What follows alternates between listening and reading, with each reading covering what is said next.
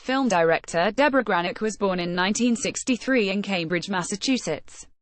Her first film, Snake Feed, made while she was still a student at New York University, won the award for Best Short at Sundance in 1998.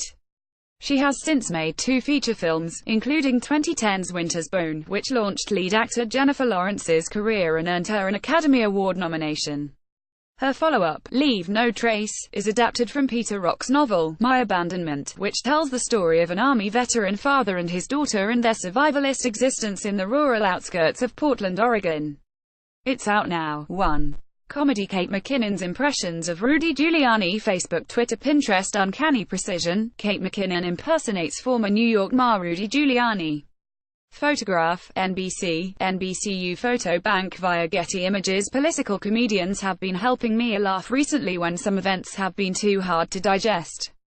They've been able to lay bare some of the bizarre and blatant ironies of right-wing thinking now, calling it out in an efficient and incisive way. It's been a pleasure to see female comedians be prominent and flourish, like Kate McKinnon's Rudy Giuliani impressions, which are uncanny in their precision. It makes us keener listeners on some level, isolating things that don't hold up and making sure we don't miss them. 2. Food. Bread from She-Wolf Bakery, New York. So fundamentally different from what we'd eaten before. Bread from the She-Wolf Bakery in Brooklyn.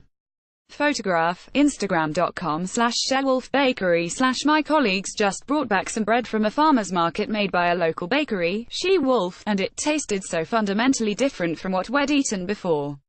We ate this bread and we were very fired up to do some important work in the office that day. There's been all this research done by food critics, journalists and historians to understand why it is that some things we were doing in food were amazing and why we shouldn't lose them, like the traditional way of making bread using long fermentations in service to keeping humans both happy and healthy. 3. Art. Merely Euclides, Touch Sanitation. Facebook, Twitter, Pinterest. Honoring the hard work of everyday New Yorkers, artist Merely Euclides shakes hands with this sanitation worker.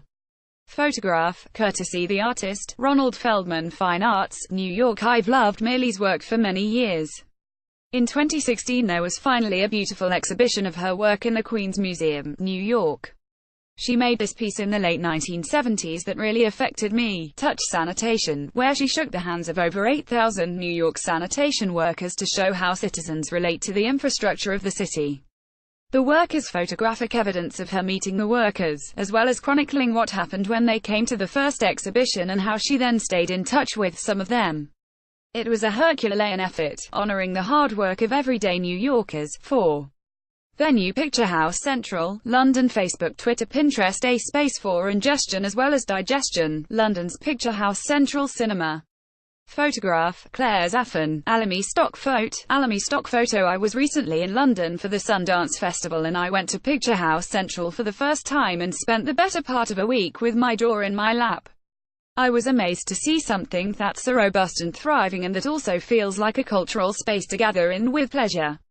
I was able to have interesting discussions after each screening, and I was on a high. It was a rare space to reflect on the films I'd just seen, a space for ingestion as well as digestion.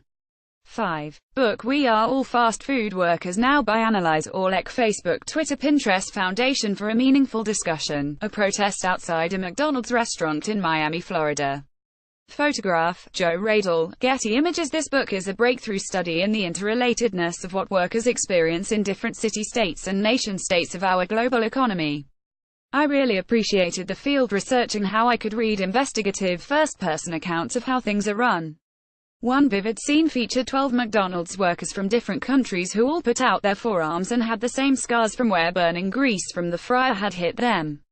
Their similar experiences build a foundation for a meaningful discussion and then hope he spurred change into action. 6. Film. RBG. Dear Betsy West, Julie Cohen, 2018. Facebook, Twitter, Pinterest. Like having a patron saint, U.S. Supreme Court Justice Ruth Bader Ginsburg in a scene from RBG. Photograph, app. This documentary on the Supreme Court Justice Ruth Bader Ginsburg is doing really well at the moment, and it's testament to her becoming an inspiration for a lot of women who have now entered the field of law. SHE's someone who dedicated her life to public service, and in these dark times we need people like her who stayed the course during the onset of extreme right-wing thinking, evangelical Christianity and the aggressive malpractices of big business. It's amazing to see someone in our lifetime doing that. It's like having a patron saint.